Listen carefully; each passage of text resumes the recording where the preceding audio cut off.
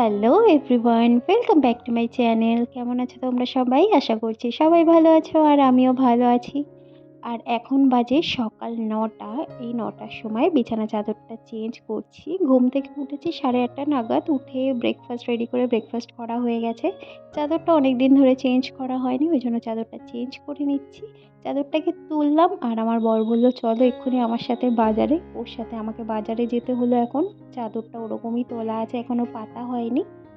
যেদিন আমার কাজের চাপ বেশি থাকে সেদিনই ওর এরকম বাজারে যাওয়ার হয়। তো তাড়াতাড়ি করে বাজার টাজার করে বাড়িতে চলে এসে রান্নাও বসিয়ে দিয়েছি। এখানে আলুটা ভাজা বসিয়ে দিয়েছি আর আজকে করব গিলে মেটে কষা। সকালবেলা যদি বাজারে বা বাইরে কোথাও বেরোনোর থাকে না, তাহলে ঘরের কাজ করতে একটু দেরি হয়ে যায়। বাড়িতে এসে সমস্ত সবজিগুলো গুছিয়ে ফ্রিজে ঢুকিয়ে দিয়েছি। মাছ মাংসগুলো ধুয়েও ফ্রিজে রেখে দিয়েছি আর গিলে মেটেটা আজকে করব বলে রেখে দিয়েছি। আসলে মুরগির মাংস খেতে না ভালো লাগে না, আর আমাদের বাড়িতে তো আর্ধেক দিনই মাংস হয়, তোমরা জানো রোহিত মাছ খেতে অতটা ভালোবাসে না। তো আমার আবার মাংস খেতে খেতে আর ভালো লাগে না, ওই জন্য গিলে মেটে আনা হয়েছে আজকে। গিলে মেটেটা খেতে বেশ ভালো লাগে। এখনও আমার বিছানার চাদরটা পাতা হয়নি। আর যেহেতু আমাকে ও জোর করে বাজারে নিয়ে গেছে আজকে, আমি বললাম তুমি একা যাও না, ও আমাকেই নিয়ে যাবে। বলল চলো আমি এসে তোমার কাজগুলো হাতে হাতে করে দেবো। তো ওকে এখন রান্নাঘরে দাঁড় করিয়ে রেখেছি মশলা কষানোর জন্য। আমি তারপর চলে এসেছি বেডরুমে। এখানে এসে আমি চাদরগুলো পেতে নেব, মানে চাদরটা পেতে নেব। যেমন ও আমাকে সকালবেলা বাজারে নিয়ে গেছে, তেমন আজকে রান্নাটা ওকে দিয়েই করিয়ে নেব। আর ওকে পটানোর জন্য বলেছি আমার না নিজের হাতের রান্না খেতে আর ভালো লাগে না, তুমি একটু গিলেমেটেটা করে দেবে, আজকে তোমার হাতের রান্না খেতে খুব ইচ্ছে করছে। একটু ভালোভাবে পটালাম, ব্যাস বললে হ্যাঁ আমি করে দিচ্ছি। তো রান্নাঘরে গিয়ে দেখলাম গিলেমেটের এই অবস্থা। গিলেমেটে দিয়ে দিয়েছে, সুন্দর গন্ধ বেরিয়েছে আর কালারটাও মোটামুটি ভালোই এসছে। আর একটু কষাতে কষাতে আর একটু কালার আসবে। তো ও যখন গিলেমেটেটা করছে তখন আমি ঘরটাকেও গুছিয়ে নিই। জামা প্যান্টগুলো এনে তো ডাইনিং টেবিলের উপর রেখে দিয়েছি, ওগুলোকে গুছিয়ে রাখলাম। এবার ঘরটাকে মুছে নেব। ঘর মোছা আমার হয়ে গেছে, এবার একটু ছাদে যাব। গরম পড়ে গেছে, এখন ছাদে আসলে রীতিমতো গরম লাগছে। লাউ গাছটা বেশ ভালোই লাউ হয়েছে এবার। এই দেখো আমার ক্যাপসিকাম গাছে ক্যাপসিকাম হচ্ছে একটা, বেগুন গাছে একটা ফুল এসছে। নিজের লাগানো গাছে যদি কিছু হয় না ভীষণ ভালো লাগে। ড্রাগন গাছটা বড় হচ্ছে না।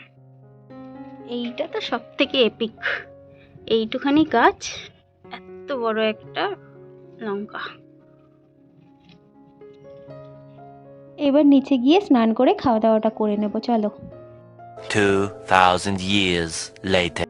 গুড ইভিনিং, বাচ্চা এখন সন্ধ্যে 6টা। দুপুরবেলা খাওয়া দাওয়া করে একটু রেস্ট নিলাম, তারপর ঘুম থেকে উঠে সন্ধে দিলাম। এখন চা করে নিচ্ছি। আমি আর রোহিত চাটা খেয়ে নেবো এবার। আর সকালবেলা রোহিত দোকান থেকে কেক নিয়ে এসেছিলো, তো কেকটা দিয়েই চাটা খাবো।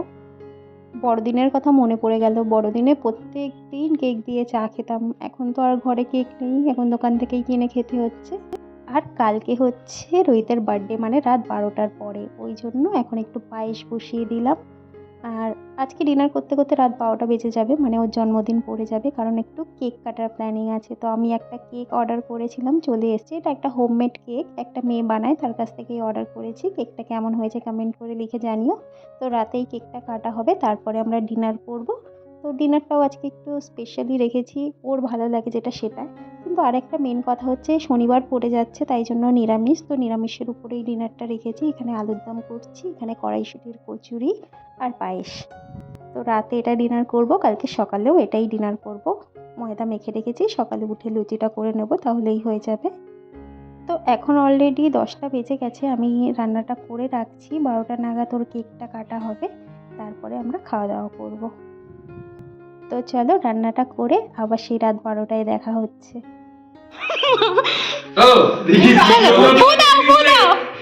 ভিডিও চেক করে ভিডিও করলি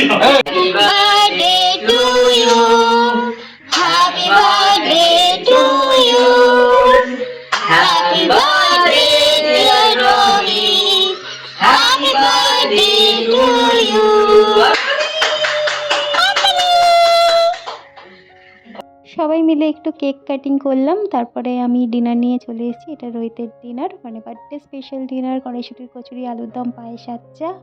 তো চলো আজকের ব্লগটা এখানেই শেষ করছি। ভালো লাগলে like comment share and subscribe.